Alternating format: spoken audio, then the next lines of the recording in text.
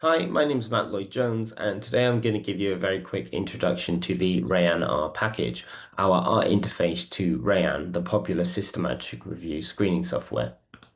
So many of us use Rayyan for systematic review, especially the abstract and full text screening stages, and many of us also use R for our systematic review and meta-analysis pipelines, especially in this conference. However, until now, there hasn't particularly been an interface between the two, particularly for downloading and reporting review results and getting review results from Rayyan into R. So a few years ago, the developers of Rayyan reached out to us and asked us if we could develop such a package. And now we have developed a pre-release version of this package, which is an interface to Rayyan's API. So it has two main functions.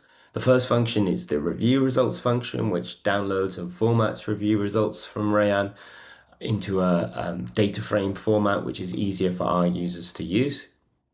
And the second is the Rayyan to Prisma 2020 function, which takes this data frame and turns it into a Prisma 2020 diagram via the Prisma 2020 R package.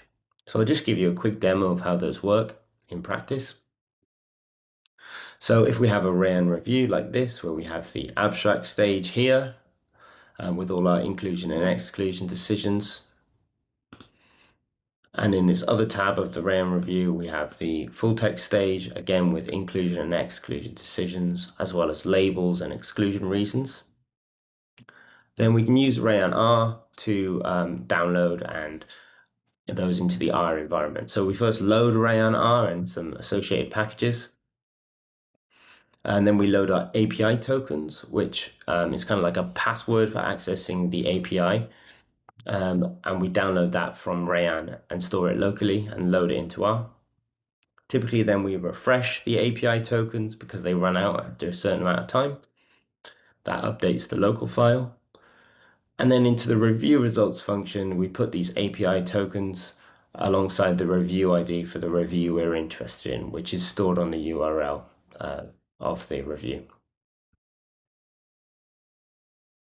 And by running that function, we get a nice, neat data frame, which looks like a bibliographic data frame, but it also has the Rayyan information, so the inclusion and exclusion decisions for each reviewer and the consensus decision calculated in the same way it's calculated in Rayyan. We also have things like labels and exclusion reasons. And then we can plug that into the Rayyan to Prisma 2020 function to get our Prisma 2020 diagram. For this, we also need to load databases exported from our search databases and a data frame of duplicates removed before screening, as well as some other information. But in more or less in one click, we can produce a nice, neat Prisma 2020 diagram. There's another implementation of rayyanR and Rayyan that rayyanR is robust to. So in the past, this full text screening stage didn't exist in Rayyan.